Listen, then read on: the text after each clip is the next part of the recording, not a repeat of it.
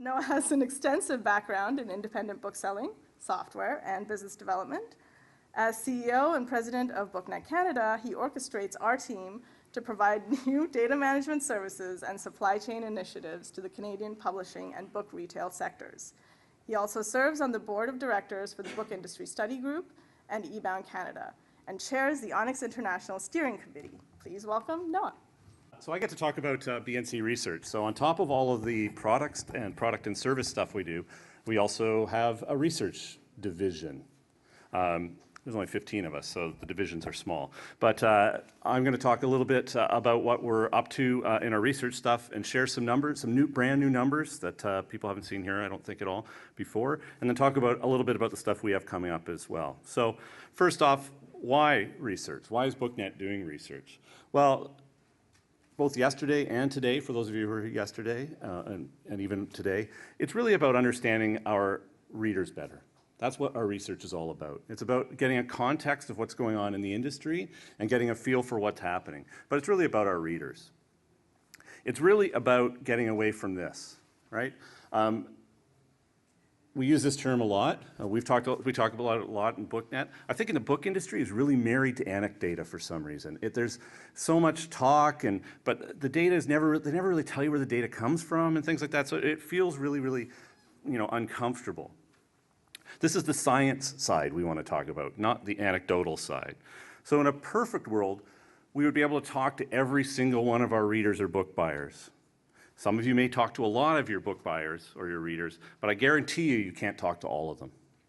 So what we're talking about here is collecting this and doing research in a way that we can look at all our readers at once. Oh, you can't see it, unfortunately. Up in the corner, I was staring at this image so long. This is data. He's happy. He just got some new consumer research data. He's pumped. And up in the corner there is a red shirt. Does everyone know who a red shirt is? Yeah. So the red shirt guy starts smiling, and then as data gets pumped up, he kind of starts to frown. And I can just imagine that what he's seeing on the screen is data that means he has to go to the surface of the planet, right? And we all know what happens to the red shirts when they go to the surface of the planet. That's it. It's game over. But it's not just about the data. I love this data. I think this data, big capital D data, is really, really happy that he's getting some insight, right? He's getting some insight from small d data. And he's using that to kind of learn things, right? So what research is BookNet up to? We do really a lot. And some of this you may see quite often. Some of it's available only to subscribers of our services. That's a plug. But we do all of it. So we do every month we release a market level research report about what's going on in print book sales in English-speaking Canada. That's available free every month to sales data subscribers. It gives in-depth analysis of categories and different market channels and things like that. So that's available. That's one thing we do. We release free research reports, all based on real data. So last year we did Canadians Reading Winners. This was looking at the impact of literary awards on book sales. That's available, free from our website. Remember content marketing this morning? Just bringing that back again.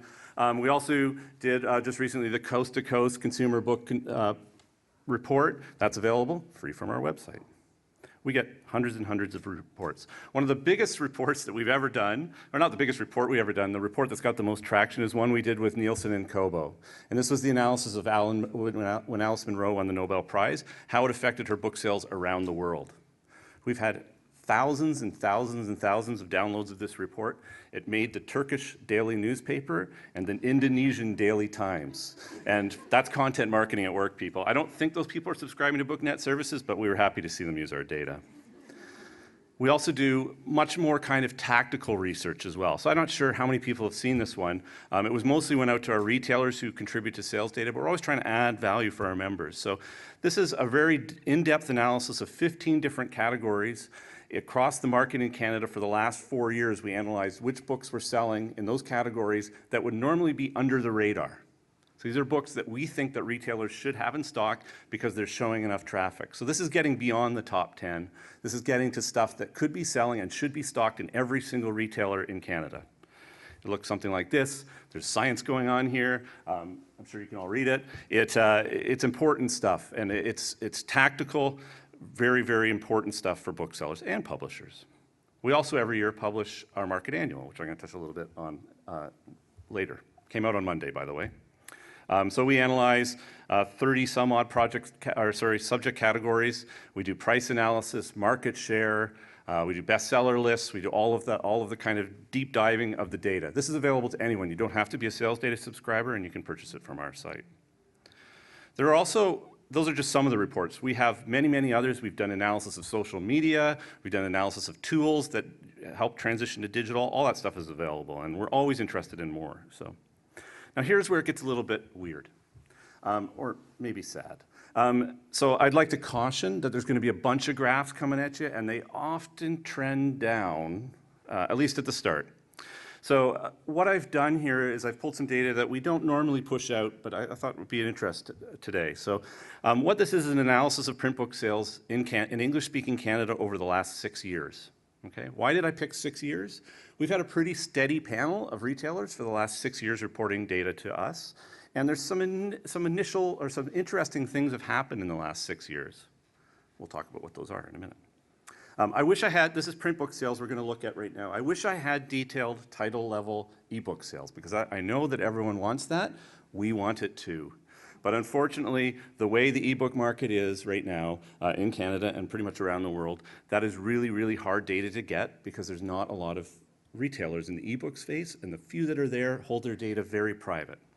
So what we're going to do is we're going to look at print book sales, but I'm going to pivot it a little bit, and we're going to use it as a lens on ebook sales. So just a kind of a little bit of a refresher on our sales data data set. So we've been collecting data, as Neha mentioned, since about 2005. We have over 1,600 retailers sending us weekly data. Mostly trade-focused, English-speaking. We figure talking to publishers represents about 85% of the trade book sales in Canada. So it's not everything, and for certain publishers in certain categories, we may underreport. But in a general kind of macro sense, it's a pretty good picture of what's going on. I'm afraid of this next slide. So this is what's going on in print book sales in Canada over the last 6 years. So the top line is all of our retailers, and the amount that the amount they're selling per year on the axis there. And the red line is what we call our comparable stores. So this is a set group of retailers we use to compare year over year because in our all market, we're continuing to add new retailers all the time. This is units. I'm mostly going to stick to units here. I know that when we see Publishers Weekly and Quill and Quire reports, it's often revenue stuff, but I'm not a huge fan of doing revenue projections when we're talking like this because revenue depends on bibliographic data, which is always a bit of a problem. But also, what I'm talking about here is I'd like to look at increasing our market or what's going on with the whole market based on units. Revenue, publishers can raise the price of books to generate more revenue, but they can only do that for so long, and then it's no longer going to work. We'd like to sell more, going back to what Kevin Ashton was bringing up this morning. We want to sell more, we want to convert more, and we just want to get more people reading. The other thing that I think is important, and we talk about this a lot with retailers and maybe a little less so with publishers, is there's a difference between margin and turnover. Does everyone know what I mean by that? So in the retail side of things, most retailers want more margin, right? They want to get 50% off list when they're selling. But really the factor that would be best for their business is to turn books over faster. Margin is definitely part of the equation, but turnover is greater. And so I pivot that back to the publishers a little bit. Selling more is better than selling more for more. Or selling less for more, I should say. So margin versus turnover. So I'm going to stick mostly to units or percentages. So this is what the different high-level subjects look like over that same 6-year period. We've talked about juveniles, come up a couple times today. The red line on this graph above me is the juvenile market. That is a significant shift of the marketplace in just 6 years. So in 6 years, juvenile has gone from 29% of the market to 37% of the market in Canada. And we're hearing that in pretty much all the other English language territories. So these are percentages that I'm showing here. So obviously, if one thing's going up, another thing's going down, because you have to equal 100%. So fiction and nonfiction, you can see, are going down here. Now we're going to kind of come back to this in a few minutes and look at maybe what's going on here. But that juvenile thing is key, and we're going to see a few times how that happens. So just a little cautionary tale before I go on to the next table. You've probably, if you've been to any of my presentations, or Nathan touched on it this morning, correlation does not equal causation. okay? So I think we're all pretty good at that now. Can you read this? This is the number, the yellow line indicates the number of Nicolas Cage films per year. The red line equals the number of people who drowned by falling into a swimming pool in the US, right?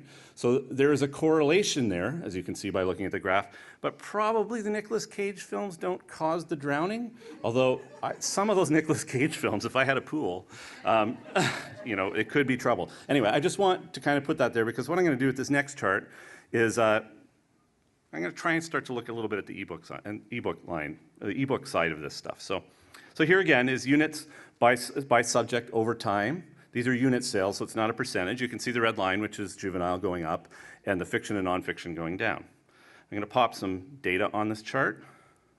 So the very first line there, that's Kobo. So the Kobo launch into the Canadian market, a little gray, right? Short covers launched. Short covers went for about 6 or 7 months. Kobo launched in December 2009. The very first Kobo reader launched in May of 2010. The next line is Ibooks Entry into Canada. So Ibooks Entry into Canada was had maybe a dual effect. They launched the iBook store and they launched the iPad at the exact same time. That was May 28th, 2010. The third line is the Amazon Kindle launch in Canada. Now it can be a little gray because you could buy the Amazon Kindle around, you could buy around to get an Amazon Kindle, and you could buy from the Amazon.com Kindle store, not the .ca store, but these are the launches in the Canadian store. So there is probably some correlation here. I can't draw a definite causation to the entry of the stores in the down, but you can kind of see there's some peaks and valleys that follow the launches of those stores, especially in the fiction category, the green line. And so, you know, we're seeing print sales go down. It doesn't mean that we're overall we might not be selling less. It's just that maybe they're going elsewhere, right? Away from general retailers, general trade retailers, and going to ebook sellers, for instance. It's an interesting thing to do. So units sold by year, we can put those same graphs over here.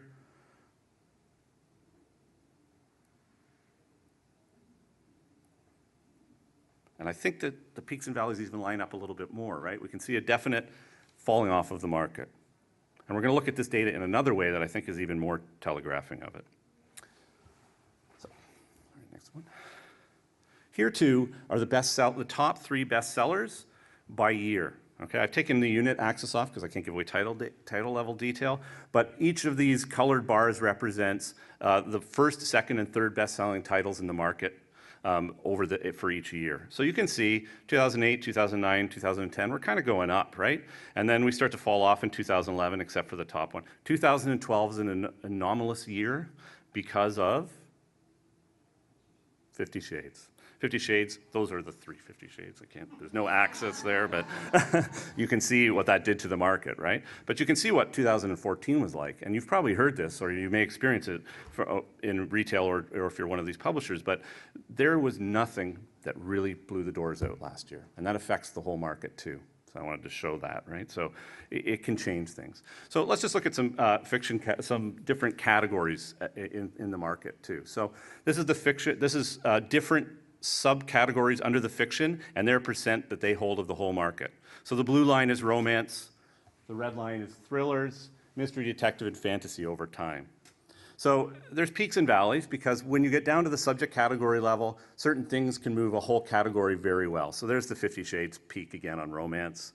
Thrillers, you know, and what's interesting about this is that, you know, we know ebooks are picking up a lot of thrillers, or sorry, a lot of genre categories, or we think they are, but these categories are still doing quite well in print. They're not being completely eroded away by ebook sales. Fantasy's down and falling pretty fast, but mystery, detective, thrillers, and romance are all doing all right. So maybe just a couple others that there's many BISAC subject categories that I just picked out because I thought their trend lines were interesting. So historical fiction, down and up. Science fiction, down quite a bit and continually down. Christian, up. Religious, up. And following a very similar line to erotica. I'm not going to touch that. But you can see that there is some down in the genre stuff. And we're just looking at print book sales here, so I don't have all the ebook data, but we do have a little bit of a lens into the subject level stuff from our consumer panel.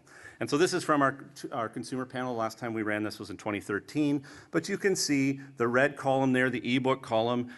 You can see that the fiction mystery detective consumers are telling us they're buying about 10.7% of that in ebook. They were in 2013. And you can add these up, or that's what the percentage was. So the ones that are being affected here are mystery, sci-fi, romance, and erotic. And those, when we look back at those charts, we saw most of those subject categories falling. Nonfiction looks something like this. Purple is biography and autobiography. Blue is cooking, and then business and economics, and then history. So history, business, economics are falling a little bit. Cooking is actually be doing good, and that seems to make sense and follow what we would expect, right? Ebooks are not that big in the cooking sphere yet, so we're not seeing that impact on the print book sales. So that, I think that's an important thing to remember. The biography and autobiography does really well in the ebook category, but because of Steve Jobs and Bobby Orr and Gordie Howe, that category is up higher than it would normally be. And so, one of the things I often get asked, and you maybe have heard me mention this before, is can you pull out the best sellers and then we can look at the charts? Yeah, we can do that, but there's always best sellers. And that's part of the business. And so yes, it would trend down then, but they're important things. Nonfiction can be a little scarier. So, or the other ones, these are, again, some that I just pulled out that I wanted to make the ebook kind of point. So that top line that's diving straight for the bottom, that's going to South America, that's travel. Right? And we would expect that too. And the travel effect, I don't even think it's ebook sales, right? It is apps and websites that have driven that category down. And if I went back and looked at travel previous to this, you would see that it was even taking a hit earlier on from the internet, right? But as a category selling books, it's taken it on the chin. And I think we kind of know that from what we're hearing. Many of the other ones here, so there's some ones trending down. So foreign language study, definitely trending down. Again, I think that's app and website driven. So, I've talked to lots of people about Duolingo. I love it. That's what's killing foreign language study books. And, but the other side of this is that art, photography, design, and poetry are either flat or trending up, right, in print book sales. And that kind of goes with what we'd expect, right? Those are not really ebook focused subject categories. And so the data is backing that up. So it's not anecdata, this is real data. The causation and correlation might be a little odd, but so design, poetry, photo, and art are all up. Small gains, but still up. And once again, when we look at our consumer panel, we can see that ebook is, big in biography and autobiography and history, not so big in cooking and others, right? Narrative kind of text-heavy stuff works on ebooks. Picture-driven content or learning content, not so much. So I'm going to kind of take this in another direction. These charts show, again, the three top subject categories and the number of ISBNs per year that we have sales reported against that category. Does that make sense? So the top line is nonfiction. So we have around 250,000 ISBNs that get a sale reported against it in a given year. That hasn't really changed, although it's trending down a little bit over the last year or so. Fiction and juvenile have been trending up. But remember I showed you that sales were going down? So we're seeing more ISBNs into the market with sales, but the overall sales numbers are going down. So each of those ISBNs is selling less. So when we look again at our kind of top-level fiction categories, they're all kind of in this boat. Thriller, fantasy, mystery, detective, and romance. More content even entering the print book. And remember, this is not taking into ebook. More content entering the print book market, but generally selling less. Number of ISBNs with sales in nonfiction. It's a similar pattern, but a little bit different. And I'm not really sure why, but history and business and economics are trending down a little bit. The others are going up. We can, again, pivot this a little bit more, and we can look at the sales generated by each of those ISBNs in any given year. I think this is a fairly interesting chart. So the total line there is the blue one kind of in the middle. The fiction line is the one diving for the bottom. So this is relating sales to the number of ISBNs that are actually selling in that market, right? So there's a lot more content entering fiction, or those fiction ISBNs are selling a lot less. And it's a bit of a combination of both. Okay? And juvenile is at the bottom there. Juvenile's at the top. It's the one crossing the fiction. So there's a lot more. I think it's just showing that there's more content going into the juvenile subject category. Fiction is taking the big hit. And one more kind of area I wanted to look at before I left sales data is that this is market share by bucketed ranked titles per year, if that makes sense. So what this is that the bottom blue graph line is the top 10 bestsellers every year. The red line is the top 11 to 100, and the green line is 101 to 1,000 ranked best-selling titles. So what this is showing is that what portion of the market share those buckets contain each year. Okay, that makes sense. So the top 10 titles are in our effect, are taking it a little bit on the chin in print book sales, right? Much more so than the top 11 to 100, and even less so than the next 1,000, right? They're not being as affected by what I think is ebook sales as much as the top 1 to 10 titles. We have 475,000 ISBNs with sales in a given year. And the top 1,000 ranked titles account for approximately 30% of everything sold in the market. But the tail goes down to 475,000, right? So the top 10 has seen double-digit declines year over year, and it saw a 2% decline in the top 10. Over that period, we've seen a 2% decline in the top 10 if we take out 2012, which I said I would never do, but I'm doing it here. So this all comes from this or from sales data. It's print books. It's interesting data. We can slice and dice, and if there's stuff you want to look at, you can talk to me, and we'd happily pull the data. So I'm going to switch now and go to a different side of our research business. So what I want to talk about is bookish behavior. Not boorish, but bookish. So we run every year a leisure study. We call it a leisure study. It's a study of reading habits in Canada. It's a quick study. We run it for Tech Forum primarily. This is not our full consumer research panel, which I'll touch on in a minute. So it's an online survey. We ask it in February each year. We ask about 750 English-speaking Canadians about their reading habits. You have to have read a book in the previous year to respond, and participants are compensated for participation. Those of you that are stats geeks, a little bit like me, it's plus or minus 3% at a 95% confidence interval. So this is how this is how our panelists tell us they're spending their time. Remember the 3% margin of error. The top box is searching the internet, or browsing the internet, or playing around on the internet. So the question we ask them is, which leisure activities would you say are your top 2 choices for spending your free time? Check 2. So browsing the internet is the top one, TV is second, and reading is about 23 or 21 or 23% of the market. And that hasn't changed. We've done this for 4 years. I'm just showing 3 years. It hasn't changed that much over the 3 years, and it kind of goes with the data that Kevin was talking about this morning, which I'm going to show on the next chart. The other thing that people spend a lot of time doing, because they can also tell us, is sleeping. Didn't know it was a leisure activity. It's a huge leisure activity. Sleeping gets way up there, and scrapbooking. So polite.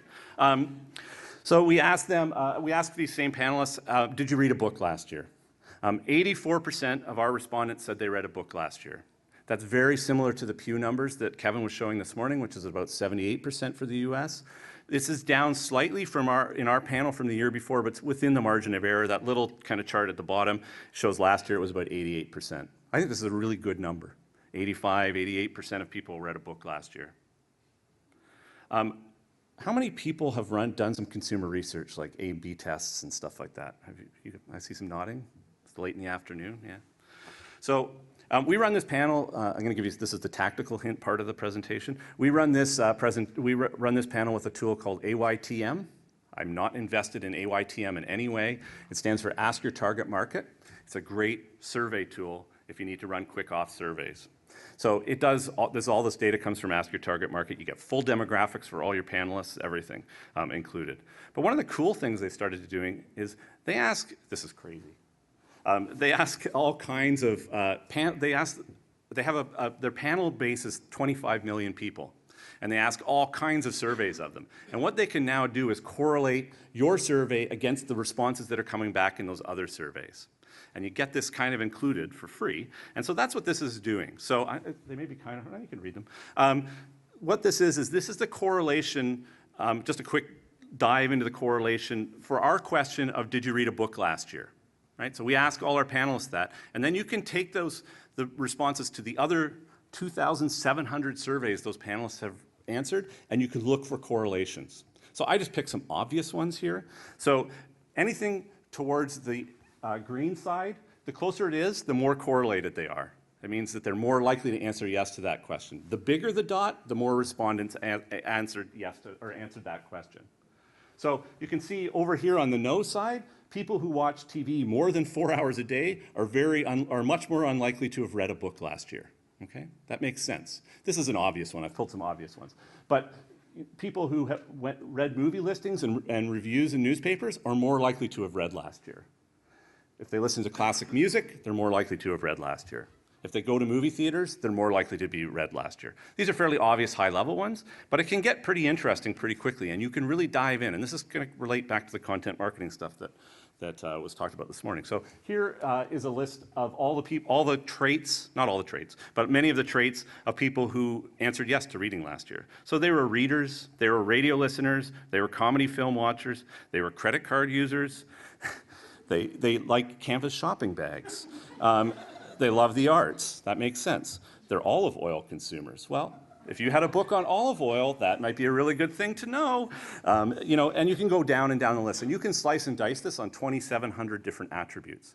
And so what it does is it allows you to find an attribute that may be of interest to you and then dive in deeper to those groups of people, or ask another questionnaire of them. It's a cool tool. We also ask in the same survey, did you use a library last year? And by using a library, we ask specifically, did you check out an audiobook, a print book, or an ebook? And so 54% of book readers said that they did use the library last year. And that's down slightly from the year before.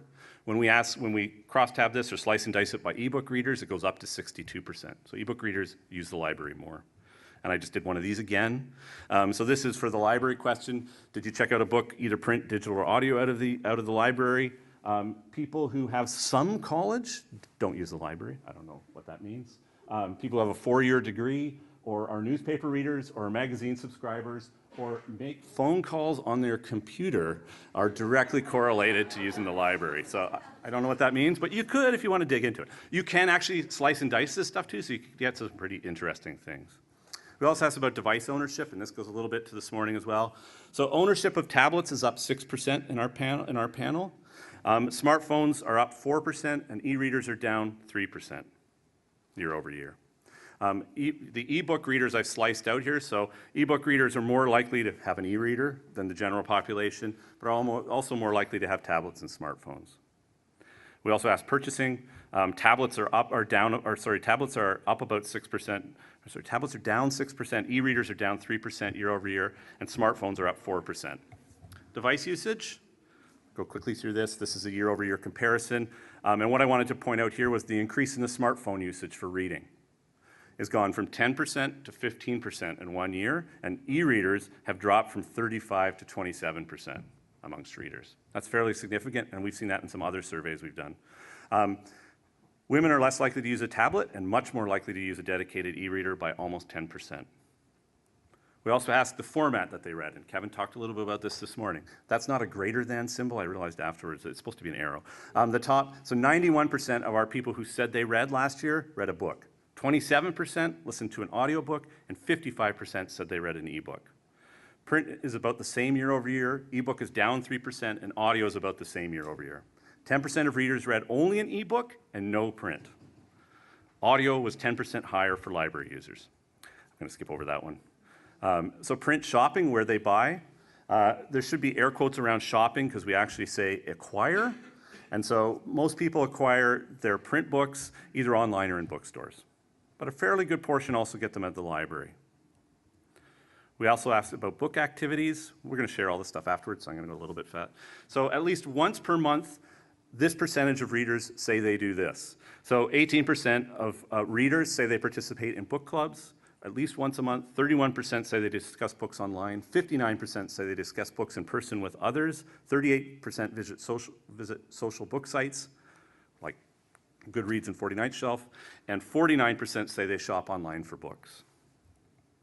Ebook acquisition, almost all online.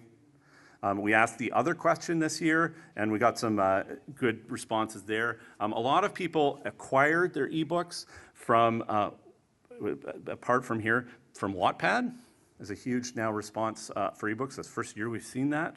And also torrent sites. We had a lot of torrent site replies. A, I'm surprised that people actually reply that. B, there's no way to tell if they're pirating something or if they're just downloading free stuff, right? You can't know. So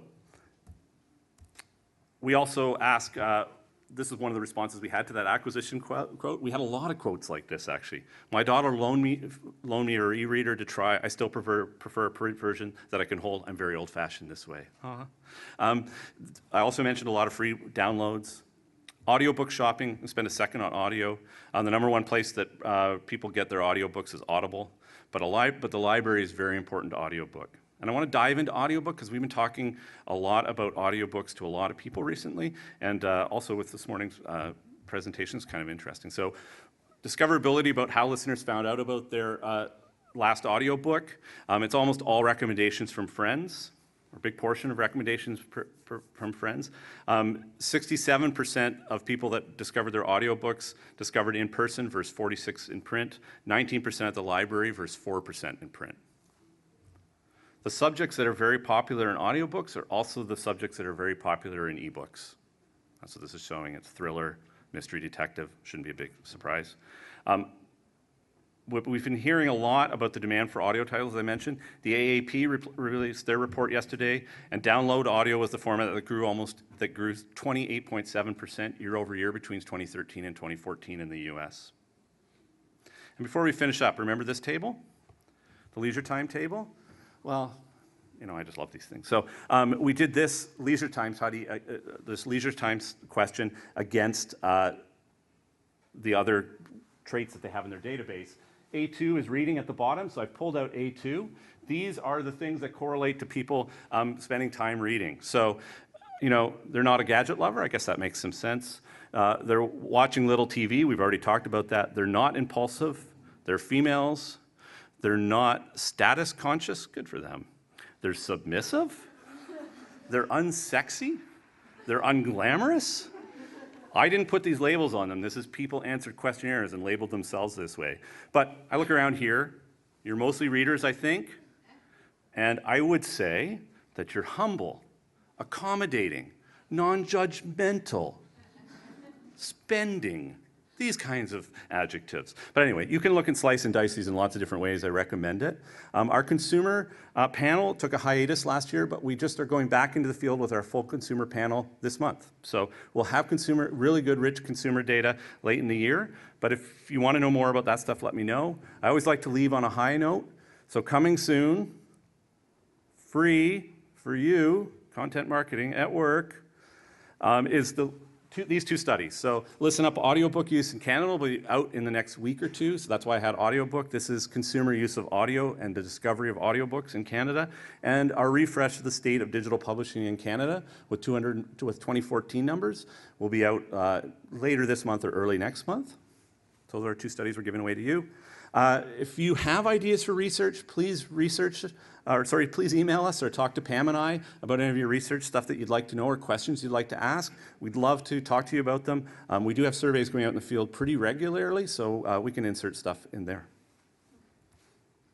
Thank you.